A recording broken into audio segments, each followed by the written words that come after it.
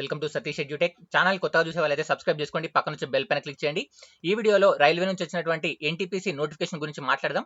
So NTPC notification గురించి మాట్లాడే ముందు ఇంకా సికింద్రాబాద్లో అప్డేట్ కాలేదండి ప్రజెంట్ నేను చెప్పే టైంకి. కానీ ప్రజెంట్ ఆర్ఆర్బీ చెన్నై వెబ్సైట్లో ఈ యొక్క నోటిఫికేషన్ నెంబర్ 5/2024 అనేటువంటి దాన్ని మీరు చూడొచ్చు. Non technical popular categories NTPC graduate అని ఉంది. మళ్ళీ దీంట్లో చాలా మంది నోటిఫికేషన్ ఓపెన్ చేసిన తర్వాత ఇంటర్ జాబ్స్ లేవని అడుగుతారు. ఎన్టీపీసీలో ఇంటర్ జాబ్స్ ఉంటాయి అండ్ డిగ్రీ జాబ్స్ ఉంటాయి. ప్రజెంట్ వచ్చిన నోటిఫికేషన్ కేవలము డిగ్రీకి సంబంధించినటువంటిది. అండర్ గ్రాడ్యుయేట్ అంటే డిగ్రీ ఉండేటటువంటి ఏమో గ్రాడ్యుయేట్ అని చెప్పేసి, డిగ్రీ కన్నా తక్కువ అంటే ఇంటర్తో ఉన్నటువంటి ఉద్యోగాలను అండర్ గ్రాడ్యుయేట్ అని చెప్పేసి అంటాము ఎన్టీపీసీలో. సో ప్రజెంట్ గ్రాడ్యుయేట్ నోటిఫికేషన్ వచ్చింది. ఎన్టీపీసీ అండర్ గ్రాడ్యుయేట్ నోటిఫికేషన్ ఇంకా రాలేదండి. ఆల్రెడీ వాళ్ళు ఇచ్చినటువంటి ఇక్కడ చూడొచ్చు 22లో ఫస్ట్ ఏఎల్పీ ఇస్తున్నారు, ఏఎల్పీ ఇచ్చారు, టెక్నీషియన్ ఇస్తున్నారు, టెక్నీషియన్ ఇచ్చారు. ఇప్పుడు నాన్ టెక్నికల్ పాపులర్ కేటగిరీస్ లో 4, 5, 6 సంబంధించినటువంటి నోటిఫికేషన్ ఇచ్చారు. తర్వాత మళ్ళీ అండర్ గ్రాడ్యుయేట్, ఇప్పుడు గ్రాడ్యుయేట్ ఇచ్చారు అంటే డిగ్రీ పైన ఇచ్చారు. నెక్స్ట్ అండర్ గ్రాడ్యుయేట్ నోటిఫికేషన్ కూడా వస్తుంది అనేటువంటి అంశాన్ని గుర్తుంచుకోండి. ఆర్పీఎఫ్ నోటిఫికేషన్ కూడా వచ్చింది, మీ అందరికీ తెలిసిన విషయమే. సో ముందుగా మొదలు పెడుతున్నట్లయితే ఇది అఫీషియల్ వెబ్సైట్ అండి. చెన్నైకి సంబంధించినటువంటి ఆర్ఆర్బీ చెన్నైకి సంబంధించిన అఫీషియల్ వెబ్సైట్. సికింద్రాబాద్ లో నైట్ లోపు అప్డేట్ అయితే అవడం జరుగుతుంది. ఇక్కడ click for English version notification, Hindi version notification ఉంటుంది. ఇంగ్లీష్ వర్షన్ నోటిఫికేషన్ మీద క్లిక్ చేసినట్లయితే మనకి ఈ విధంగా ఒక నోటిఫికేషన్ అయితే ఓపెన్ అవుతుంది. ఈ నోటిఫికేషన్ లో మీరు గమనించవచ్చు అనమాట క్లియర్ గా సెంట్రలైజ్డ్ ఎంప్లాయ్మెంట్ నోటీస్ నెంబర్ 5/2024 అని చెప్పేసి మనకి క్లియర్ గా కనబడుతుంది. ఇది రైల్వే నుంచి వచ్చినటువంటి 5వ నోటిఫికేషన్ అనమాట. సో ఇక్కడ చూసుకున్నట్లయితే మనకు ఆల్రెడీ మాట్లాడుకున్నాం కదా, ఇక్కడ ఉన్నటువంటి ఖాళీలన్నీ కూడా మనకు డిగ్రీ బేస్డ్ పైన ఉంటాయి. మళ్ళీ ఒకసారి చెప్తున్నాను, ఇక్కడ ఉన్నటువంటి ఖాళీలన్నీ డిగ్రీ పైన ఉంటాయి. ఇంటర్మీడియట్ నోటిఫికేషన్ మళ్ళీ నెక్స్ట్ వస్తుంది, ఓకేనా. ఎన్టీపీసీ అండర్ గ్రాడ్యుయేట్ అని ఇంకో నోటిఫికేషన్ వస్తుంది, అప్పుడు కూడా వీడియో చేస్తాను. ఆ వీడియో అప్డేట్ కూడా మీకు కావాలంటే ఛానల్ సబ్స్క్రైబ్ చేసుకోవాల్సిందే. అండ్ ఇక్కడ చూసుకున్నట్లయితే ఇక్కడ చూడండి ఉన్నటువంటి ఖాళీలు మనం గమనించుకున్నట్లయితే chief commercial cum ticket supervisor, station master, goods train manager, junior accountant assistant cum typist, senior clerk cum typist. So ఈ టైపిస్ట్ వాళ్ళకి టైపిస్ట్ ఎగ్జామ్ ఉంటుంది, దాని గురించి నేను మాట్లాడతాను వీడియో లాస్ట్ లో. సో ఇక్కడ ఉన్నటువంటి అన్ని ఉద్యోగాలకు మినిమం క్వాలిఫికేషన్ ఏంటి అంటే మనకు డిగ్రీ ఉండాలండి. ఇక్కడ చూడండి graduate post minimum education qualification university degree or it's equivalent. And age వచ్చేసి మనకి ఎంత ఉండాలంటే 18 నుంచి 36 సంవత్సరాల ఏజ్ రిలాక్సేషన్ అనేటువంటిది ఉంటుందని చెప్పేసి అయితే చెప్పడం జరిగింది. సో 18 నుంచి 36 సంవత్సరాల లోపున వాళ్ళు ఎవరైనా అప్లై చేయొచ్చు. దీంతో పాటుగా ఎస్సీ ఎస్టీ వాళ్ళు కానీ, ఓబీసీ వాళ్ళు కానీ, లేదంటే పర్సన్ విత్ డిజబిలిటీ కానీ వాళ్ళకి రిలాక్సేషన్ ఉంటుంది. దాని గురించి కూడా మాట్లాడదాము. ముందుగా వీడియోలోకి వెళ్లే ముందు ఇక్కడ చూసినట్లయితే 5 రకాల ఉద్యోగాలు ఉన్నాయండి. 5 రకాలలో మొదటి 2 ఉద్యోగాలు పే స్కేల్ వచ్చేసి మనకు 6వ పే స్కేల్ ప్రకారం ఉంటుంది. తర్వాత 3 ఉద్యోగాలు ఏంటంటే 5వ పే స్కేల్ కూడా ఉంటుంది. సో ఇక్కడ మనకు స్టేషన్ మాస్టర్ కానీ, టికెట్ సూపర్వైజర్ కానీ శాలరీ 35,400తో ప్రారంభం అవుతుంది.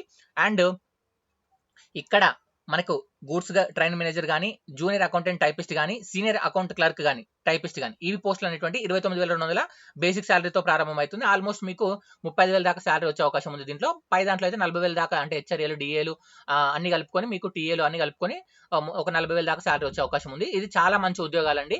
అండ్ దీని ఎగ్జామినేషన్ ప్రాసెస్ ఎలా ఉంటుంది, సిలబస్ ఏముంటుంది క్లియర్ గా చెప్తాను కాబట్టి దయచేసి వీడియో చివరి వరకు అయితే చూడండి.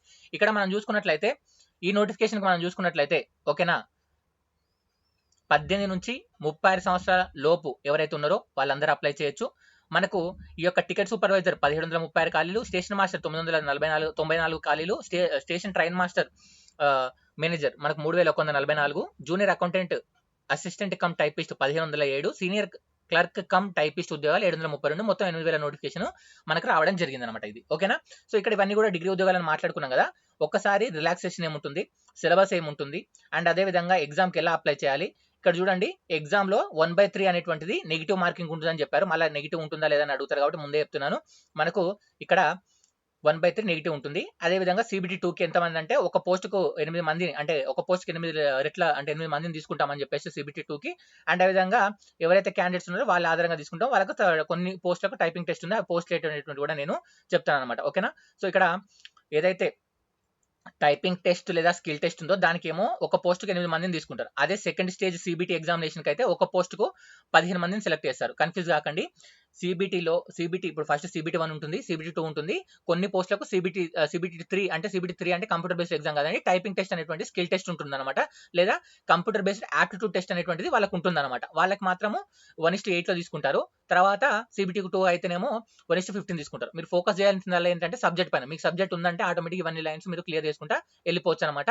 నెగిటివ్ 1/3 ఉంటున్నటువంటి అంశాన్ని మీరు కొద్దిగా గుర్తుపెట్టుకోండి. So degree minimum qualification already మాట్లాడాం కాబట్టి ఏజ్ గురించి మళ్ళీ ఒకసారి క్లియర్ గా మాట్లాడదాము. ఏజ్ కన్నా చాలా ఇంపార్టెంట్ మెడికల్ ఏంటి అంటే మెడికల్ స్టాండర్డ్స్ అండి.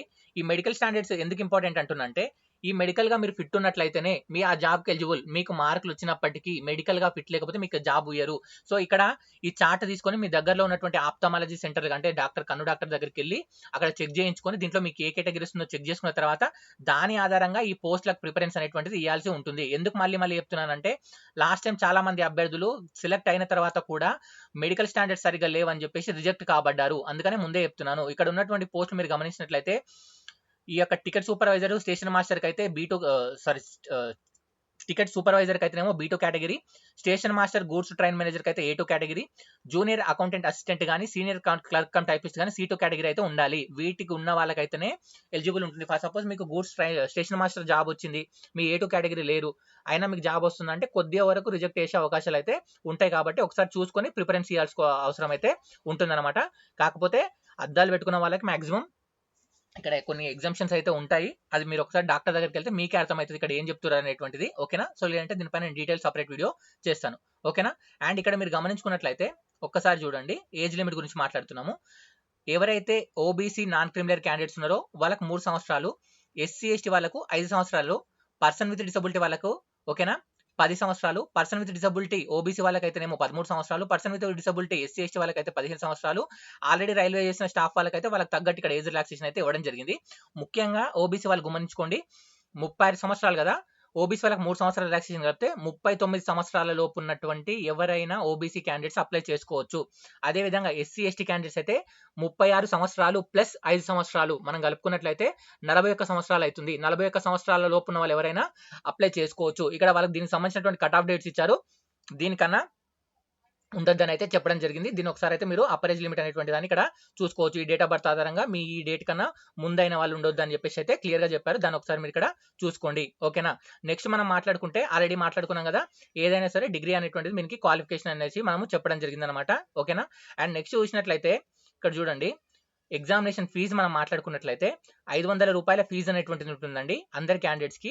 అయితే ఇక్కడ SC ST minority, person with disability, female candidates, transgender వీళ్ళకి 250 రూపాయల ఫీజు ఉంటుంది.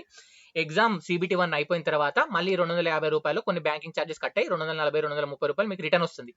అదే నార్మల్ గా ఓబీసీ క్యాండిడేట్స్ లేదా ఓసీ క్యాండిడేట్స్ అయినట్లయితే మీకు 500 రూపాయల ఫీజు ఉంటుందండి. CBT 1 ఎవరైతే ఎగ్జామ్ అటెండ్ అవుతారో వాళ్ళకు 400 రూపాయల దాకా కొద్దిగా అమౌంట్ అనేటువంటిది వెనక్కి రావడం జరుగుతుంది. ఈ అంశాన్ని కూడా మీరు గుర్తుంచుకోవాల్సిన అవసరం అయితే ఉంది. ఇక్కడ క్లియర్ ఇచ్చారు చూడండి, 500 రూపాయల ఫీజు పే చేయాలి ఆన్లైన్ లో అప్లై చేసినప్పుడు. కాకపోతే ఎగ్జామ్ CBT 1 ఎవరైతే అప్లై అవుతారో అంటే ఎగ్జామ్ ఎవరైతే రాస్తారో వాళ్ళకి 400 రూపాయల దాకా రీఫండ్ అనేటువంటిది వస్తుందని అయితే క్లియర్ గా చెప్పడం జరిగింది. అది ఒకసారి మీరు ఇక్కడ చదువుకోండి. ఓకేనా? నోటిఫికేషన్ లో. అండ్ నెక్స్ట్ అంశం మనం చూసుకున్నట్లయితే చాలా మంది వెయిట్ చేస్తున్నది ఏంటంటే ఎగ్జామ్ ప్రాసెస్ చెప్పానా అండ్ అదేవిధంగా సిలబస్ ఏంటి అనేటువంటి విషయాన్ని మాట్లాడుతున్నారు. ఇప్పుడు నెక్స్ట్ మనం ఆ టాపిక్ దగ్గరికి వెళ్దాం అనమాట. ఒక్కసారి చూద్దాం. ఇక్కడ చూడండి, ఇదంతా ప్రాసెస్ అండి. ఇక్కడ మనకు చూడండి, ఫస్ట్ స్టేజ్ CBT ఎగ్జామినేషన్ అండి. First stage CBT examination. దీనికి మీరు గమనించినట్లయితే క్వశ్చన్స్ ఎన్ని ఉంటాయి? 100 క్వశ్చన్స్ ఉండడం జరుగుతుంది. మీకు 90 నిమిషాల సమయం ఇస్తున్నారు. ఓకేనా? 100 క్వశ్చన్స్ ఉంటాయి, 90 నిమిషాల సమయం ఉంటుంది. దీంట్లో జనరల్ అవేర్నెస్ 40 మార్కులు, మ్యాథమెటిక్స్ 30 మార్కులు, జనరల్ ఇంటెలిజెన్స్ అండ్ రీజనింగ్ 30 మార్కులకు మీకు ఈ యొక్క ఎగ్జామినేషన్ ఉంటుంది. మళ్ళీ ఒకసారి చెప్తున్నాను, 100 బిట్స్ ఉంటాయి, 90 నిమిషాల సమయము, general awareness 40, mathematics 30, general intelligence and reasoning అనేటువంటి 30 ఉంటుంది. సో దీని ఆధారంగా నేను ఆల్రెడీ ప్రీవియస్ మనం టెస్ట్ సిరీస్ కండక్ట్ చేసాము. చాలా మంది రాసారు, జాబులు వచ్చిన వాళ్ళు కూడా ఉన్నారు. వాళ్ళతో కూడా మీకు ఇంటర్వ్యూస్ తీసుకొని మీకు అప్డేట్ చేస్తాను, వాళ్ళు ఎలా ప్రిపేర్ అయినటువంటి అంశాలు కూడా మీకు ఇస్తాను. సో ఇక్కడ చూడండి, దీంట్లో మనకు నెగిటివ్ మార్కింగ్ అనేటువంటిది ఉంటుందని చెప్పి అయితే చెప్పడం జరిగింది. ఎంత? 1/3 అంటే 1/3 నెగిటివ్ అంటే 0.03 నెగిటివ్ అనేటువంటిది మనకు ఉంటుందని చెప్పడం జరిగింది. సేమ్ CBT 2 ఎగ్జామినేషన్ చూసుకున్నట్లయితే ఇక్కడ CBT 1 ఎగ్జామినేషన్ క్వాలిఫై అయిన తర్వాత దాంట్లో 1:15 లెక్క మనకు మెరిట్ ఆధారంగా CBT 2 సెలెక్ట్ చేస్తారు. సో దాని ఆధారంగా మనకు CBT 2 ఎగ్జామినేషన్ ఉంటుంది. మరి CBT 1 కి ఇక్కడ ఉన్నటువంటి సిలబస్ మనం చూసుకున్నట్లయితే ఇక్కడ చూడండి, మ్యాథమెటిక్స్ లో వచ్చేసి number system, decimals, fractions, LCM, HCM, ratio properties, percentages, mensuration, time and work, time and distance, simple compound interest, profit loss, elementary algebra, geometry, trigonometry, mathematics, elementary stats అని చెప్పేసి ఇవ్వడం జరిగింది. అండ్ జనరల్ ఇంటెలిజెన్స్ అవేర్నెస్ ఒకసారి చూసుకోండి. Separate గా నేను ఒకసారి previous లో ఎక్కువ అడిగినటువంటి టాపిక్స్ ఏంటి, రైల్వేలో అనేటువంటి అంశాన్ని కూడా నేను ఒకసారి NTPC లో అడిగినటువంటి టాపిక్స్ అనేటువంటి కూడా మీకు ఒకసారి నేను ఎక్స్ప్లెయిన్ చేసే ప్రయత్నం అయితే చేస్తాను. ఓకేనా? Next second stage CBT examination చూసుకున్నట్లయితే ఇక్కడ ప్రశ్నల సంఖ్య చూడండి. సెకండ్ స్టేజ్ CBTలో మనకు చెప్పాం కదా 1:15 అంటే 15 మెంబర్స్ తీసుకుంటారు ఒక పోస్ట్ అని చెప్పేసి ఆల్రెడీ మనం మాట్లాడుకున్నాము. మొత్తం సెకండ్ స్టేజ్ సిబిటీ 120 క్వశ్చన్స్ ఉంటుందండి. పోయిన ఎగ్జామ్ ప్యాటర్న్ వాళ్ళు పాటిస్తున్నారు. లాస్ట్ టైం కూడా ఇదే ఉన్నది. కాకపోతే టైం మాత్రం 90 నిమిషాలే ఉంటుంది. సో ఇక్కడ జనరల్ అవేర్నెస్ 50 బిట్స్ వస్తాయండి. Mathematics 35, general intelligence and reasoning 35 bits వస్తాయి. జనరల్ అవేర్నెస్ అనేటువంటి చాలా కీలకమైన పాత్ర పోషిస్తుంది కాబట్టి సిబిటీ 1లో కానీ సిబిటీ 2లో చాలా బాగా మీరు ప్రిపేర్ అవ్వాలి. అప్పుడైతే ఎగ్జామ్ క్రాక్ చేస్తారు. నేను ఆల్రెడీ అయిన వాళ్ళతో వీలైనంత వరకు వాళ్ళతో రికార్డ్ చేయించి వాళ్ళతో అంటే ఎలా ప్రిపేర్ అయ్యారు, ఎలా క్రాక్ చేశారు. ఇప్పుడు ఆల్రెడీ కొంతమంది మన స్టూడెంట్స్ స్టేషన్ మాస్టర్ ఉన్నారు, అసిస్టెంట్ స్టేషన్ మాస్టర్ ఉన్నారు, టీచర్ క్లార్క్ ఉన్నారు. వాళ్ళతో మాట్లాడించే ప్రయత్నం అయితే చేస్తాను మీతో ఒకసారి. ఓకేనా? అండ్ నెక్స్ట్ చూసుకున్నట్లయితే దీంట్లో కూడా మనకు 1/3 నెగిటివ్ ఉంటుందని చెప్పడం జరిగింది.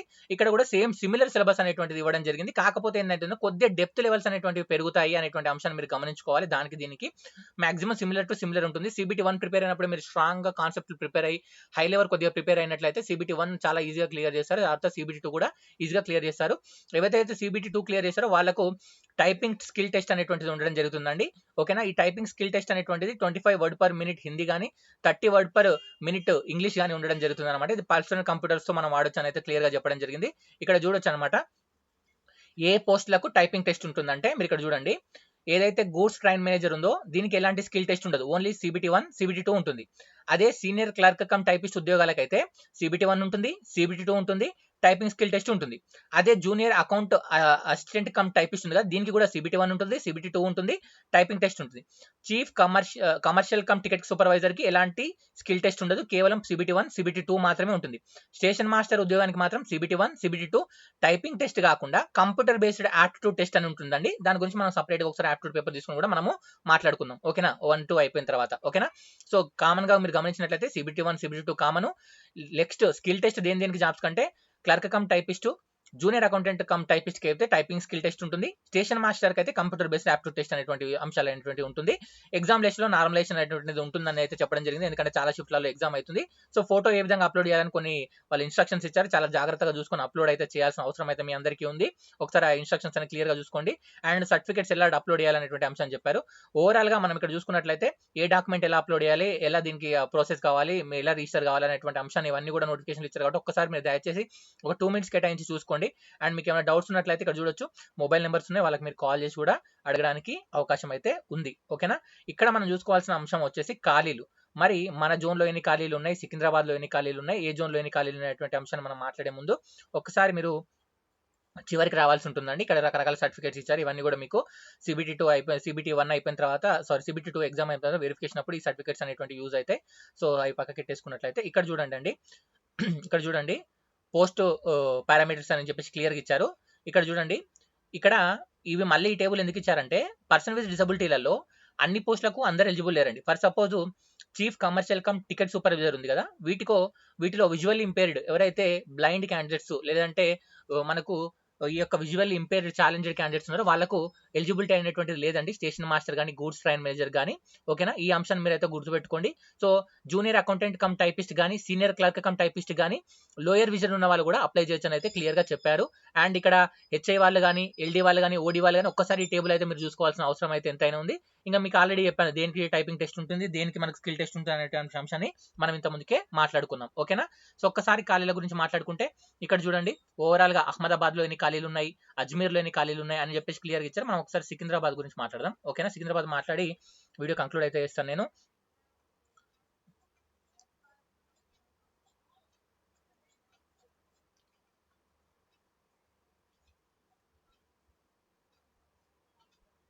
ఇక్కడ చూడండి సికింద్రాబాద్ అండి. ఈ సికింద్రాబాద్ లో మనం ఖాళీలు చూసుకున్నట్లయితే chief commercial cum ticket supervisor వచ్చేసి 25 ఖాళీలు, స్టేషన్ మాస్టర్ ఖాళీలు 10, గూడ్స్ ట్రైన్ మేనేజర్ ఖాళీలు వచ్చేసి 279. అండ్ అదేవిధంగా అంటే దీంట్లో మళ్ళీ ఈసీఆర్ ఉంటుంది, ఈస్ట్ కోస్ట్ రైల్వే ఉంటుంది, ఎస్సీఆర్ అంటే సౌత్ సెంట్రల్ రైల్వే అంటే మన సికింద్రాబాద్, ఈస్ట్ కోస్ట్ రైల్వే కూడా మనకు దీనిలో భాగంగానే వస్తుంది అనమాట. ఈ ఖాళీలు మొత్తం చూసుకున్నట్లయితే 288 ఖాళీల కాడికి ఉన్నాయి. And junior accountant cum typist 141 ఉన్నాయి, సీనియర్ క్లర్క్ కమ్ టైపిస్ట్ అనేటువంటిది 14 ఉన్నాయి. ఓవరాల్ ఖాళీలు 478 ఉన్నాయి. క్యాస్ట్ వైజ్ ఖాళీలు మీరు ఇక్కడ చూసుకోవచ్చు. ఈడబ్ల్యూఎస్ లో 60, ఓబీసీ లో 101, ఎస్టీలో 39, ఎస్సీలో 22, ఓపెన్ లో మనకు 212 ఖాళీలు ఉన్నాయి. అవే కాకుండా ఎక్స్ సర్వీస్‌మెన్ వాళ్ళవి, విజువల్ ఇంపైర్ వాళ్ళవి, హెచ్ఐ వాళ్ళ, ఎల్‌డి వాళ్ళ ఖాళీలు కూడా మనకి ఇక్కడ ఉన్నాయి. అవి ఒకసారి మీరు టేబుల్‌లో చూసుకోవచ్చు.